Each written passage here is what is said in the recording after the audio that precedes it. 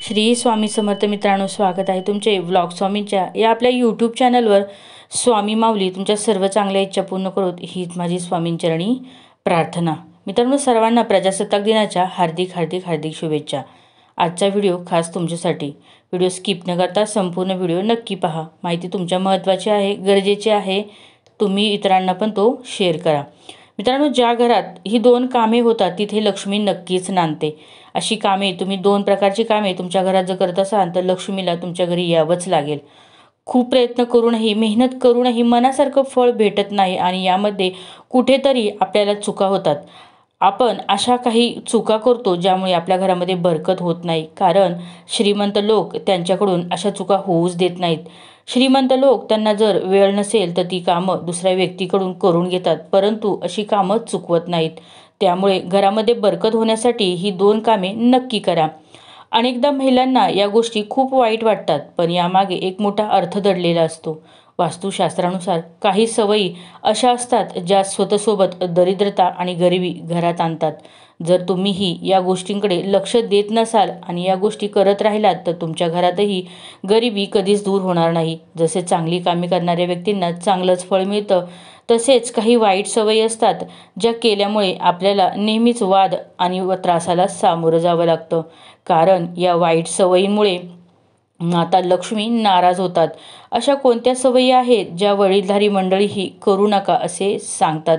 चला तर तुम्ही पण जाणून घ्या, आणि ज्या आपल्या घरात गरिबी आणि दरिद्रता आणतात, त्यामुळे आपले जीवन यशस्वी होत नाही। चला जाणून घेऊया, पण त्याआधी जर तुम्ही ही इच्छा असेलच तर माता लक्ष्मीचा आशीर्वाद तुमच्यावर सदैव राहावा असं वाटत असेल तर व्हिडिओला एक लाईक करा, चॅनलला सबस्क्राईब करा आणि कमेंट बॉक्समध्ये श्री स्वामी समर्थ कमेंट नक्की टाईप करा।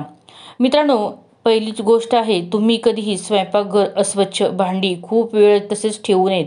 जेवण झाल्यानंतर लगेचच ती भांडी धुवून त्यांच्या जागी चांगल्या जागी स्वच्छ करून ठेवावीत।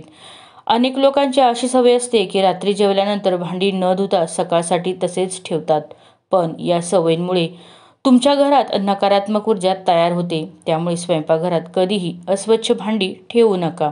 यामुळे राहूकेतूचा अशुभ परिणाम तुमच्या घरावर होतच राहणार। त्याशिवाय जेवणानंतर कधीही ताटात हात धुवू नका। असं केल्यामुळे तुम्ही तुमचं भाग्य कमकुवत बनवता। जेवणानंतर भांडी लगेचच स्वयंपाकघरात ठेवा आणि नंतर स्वयंपाकघर किंवा बाथरूममध्ये हात धुवा। भांड्यात हात धुतल्यामुळे तुमची आर्थिक स्थितीही कमकुवत होऊ लागते। मित्रांनो, आजकाल असं दिसून येतं की काही लोक आपल्या पलंगावरच बसून काहीही काम करू लागतात। टीव्ही पाहत असताना पलंगावरच जेवण करू लागतात, पण ही सवय खूप वाईट आहे।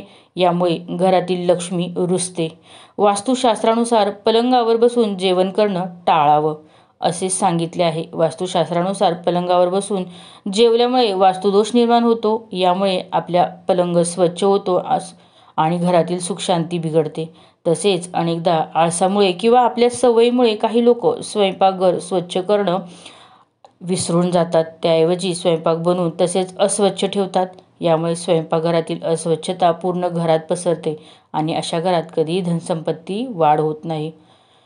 मित्रांनो, शास्त्र आणि पुराणांमध्ये झोपेचे वेळापत्रक निश्चित केले आहे। सूर्योदयाच्या आधी उठणं आणि रात्रीच्या वेळी झोपणं खूप चांगलं सांगितलं आहे, पण काही लोक आळसामुळे सूर्योदय आणि सूर्यास्ताच्या वेळीच झोपतच राहतात। ते खूप अपशकुनी मानले गेले आहे। म्हटले जाते की यामुळे माता लक्ष्मी त्या व्यक्तींवर नाराज होतात आणि त्या घर सोडूनही जातात। मित्रांनो, पूजेसाठी उत्तम मानलेली वेळ ही ब्रह्ममुहूर्त। यावेळी झोपणं किंवा आडवं होणं अशुभ मानलं गेलं आहे। याशिवाय ज्या पलंगावर तुम्ही झोपता तिथे कधीही अस्वच्छता ठेवू नका। पलंगावर अस्वच्छता किंवा फाटकी चादर घालू नका। यामुळे नकारात्मक ऊर्जेचा परिणाम तुमच्या शरीरावर, नशिबावर देखील होतो। सकाळी उठल्यावर पलंग साफ करा आणि चादर व्यवस्थित लावा। खूप दिवस एकच चादर पलंगावर ठेवू नका। घाणेरडी चादर पलंगावर ठेवल्यामुळे तुमच्या घरात दरिद्रता येते आणि शारीरिक आरोग्यही बिघडतं। तसेच मित्रांनो, दररोज पूजा केल्यानंतर पूजाघर किंवा मंदिर स्वच्छ करा। पूजाघर कधीही अस्वच्छ ठेवू नका। असं केल्यामुळे तुमच्या घरात प्रगती होते आणि माता लक्ष्मीची कृपा तुमच्यावर सदैव राहते। तर तुम्ही दररोज पूजा करत नसाल तरीही मंदिरात कधीही धूळ जमा होऊ देऊ नका। असं केल्यामुळे तुमच्या घरात दरिद्रता तयार होते। मानसिक तणाव कायम राहतो. याशिवाय हिंदू धर्मात पूजा, उपवास आणि नियमाने खूप महत्त्व दिले गेले आहे. पण जर तुम्ही पूजा, उपवास करत नाही, त्यामुळे माता लक्ष्मी रुष्ट होतात, ज्यामुळे तुमच्या घरात आर्थिक अडचण निर्माण होऊ शकते आणि गरिबीला सामोरं जावं लागतं. याशिवाय कधीही एका हाताने चंदन घासू नये. असं केल्याने नारायण यांचा अपमान होतो असं मानलं जातं. असं केल्यामुळे देवी लक्ष्मी तुमच्यावर नाराज होते, रागवते आणि त्यांच्या अपमानासारखेच असते. त्यामुळे तुम्हाला पैशांची चणचण भासू शकते. चंदन घासल्यानंतर तो थेट देवाला लावू नये, हे शुभ मानले जात नाही. चंदन आधी एखाद्या पत्रावर ठेवा आणि नंतर देवी देवतांना अर्पण करा. तसेच रात्रीच्या वेळी पूजाघर कधीही रिकामे ठेवू नका. देवांच्या मूर्ती आणि फोटोवर एखादी कापड टाका किंवा एखादा रुमाल पूजाघराच्या दरवाजावर पडदा लावा. यामुळे मूर्तीदोष होणार नाही. वास्तुशास्त्रानुसार रात्री कपडे धुणे अवश्य टाळावे. असं केल्याने घरात नकारात्मकता निर्माण होते, कारण रात्री नकारात्मक ऊर्जा जास्त प्रभावशाली असतात.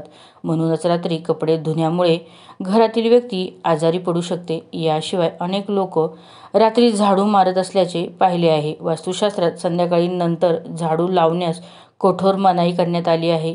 शास्त्रानुसार झाडूमध्ये माता लक्ष्मीचा निवास असतो. त्यामुळे जो रात्री किंवा संध्याकाळी नंतर सूर्यास्तानंतर झाडू मारतो, माता लक्ष्मी त्यांच्यावर रुष्ट होतात आणि वास्तुदेवतासुद्धा नाराज होतात.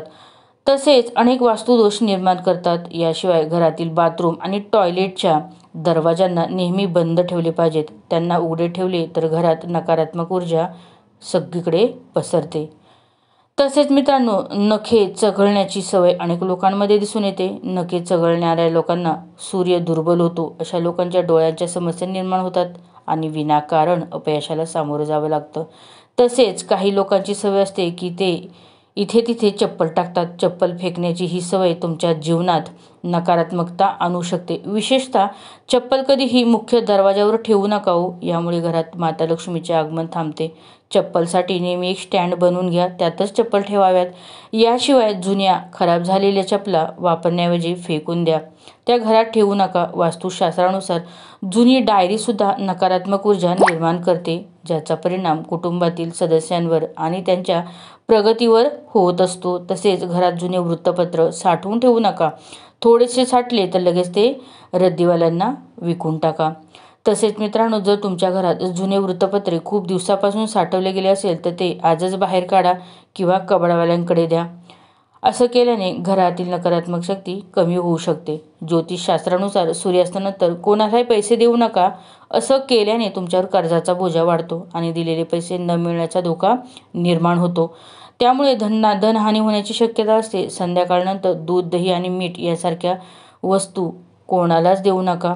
या वस्तूंच्या दानामुळे आर्थिक परिस्थिती खालावते. ज्या लोकांच्या घरात मुख्य दरवाजावर अंधार असतो त्यांच्या अनेक कामात अडथळे येतात. त्यामुळे खूप मेहनत केल्यानंतरही त्यांना यश मिळत नाही.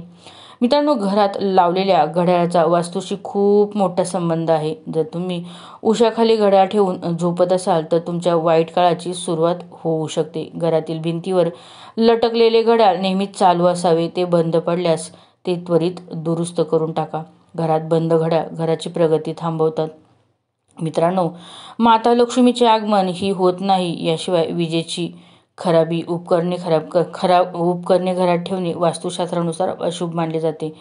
त्यामुळे खराब उपकरणे दुरुस्त करून घ्या किंवा घराबाहेर काढा. विजेची खराबी उपकरणे अनावश्यक तणाव निर्माण करतात आणि याचा परिणाम मुलांच्या मानसिक आणि शारीरिक स्थितीवर देखील होतो.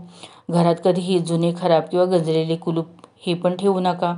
खराब कुलपामुळे कुटुंबातील सदस्यांची प्रगतीत अडथळा येतात. स्वयंपाकघरात गॅसवर कधीही रिकामे किंवा स्वच्छ भांडी ठेवू नका. नेहमी चुलीला स्वच्छ ठेवा. यामुळे घरात सुखशांती आणि समृद्धी येते आणि समाजात आदर मिळतो.